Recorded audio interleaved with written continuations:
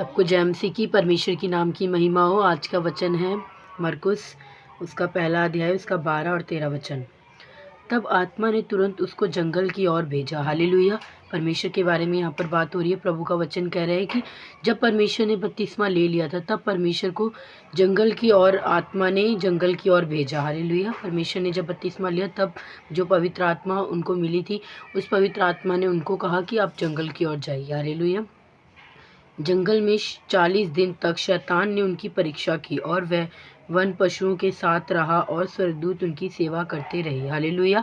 परमेश्वर का वचन बता रहा है जब परमेश्वर जंगल की ओर चला गया तब जंगल में शैतान आया और शैतान ने 40 दिन परमेश्वर की परीक्षा ली। हालेलुया।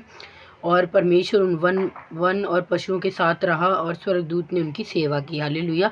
जब परमेश्वर जंगल की ओर चले गए थे तब वहाँ शैतान आया।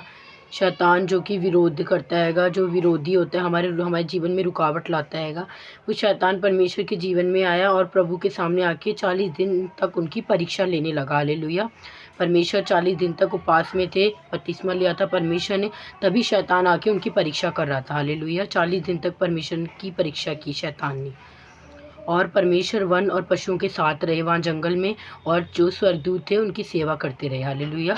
तो परमेश्वर का ये 13 वचन मरकुस 3 अध्याय उसके 32 में भी बताता हैगा कि शास्त्रियों भी जो यरूशलेम से आए थे यह कहते थे उसमें शैतान है और वह दुष्ट आत्माओं के सरदार की सहायता से दुष्ट आत्माओं को निकालता है। हालेलुया।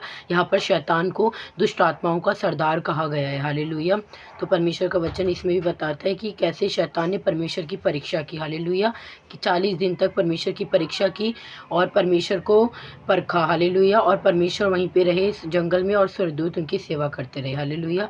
तो परमेश्वर इन दोनों वचनों से हमें यही सिखाना चाहता हैगा कि शैतान हमारे जीवन में भी आएगा, रुकावट करेगा, हमारे जीवन में भी हमारी भी परीक्षा लेगा, पर हमें परीक्षा में पास होना है। हालेलुया। हमें परीक्षा में शैतान को देख के डरना नहीं है, हमें परमेश्वर से प्रार्थना करते रहना चाहिए और परमेश्वर में आगे बढ़ते रहना चाहिए। हालेलुया।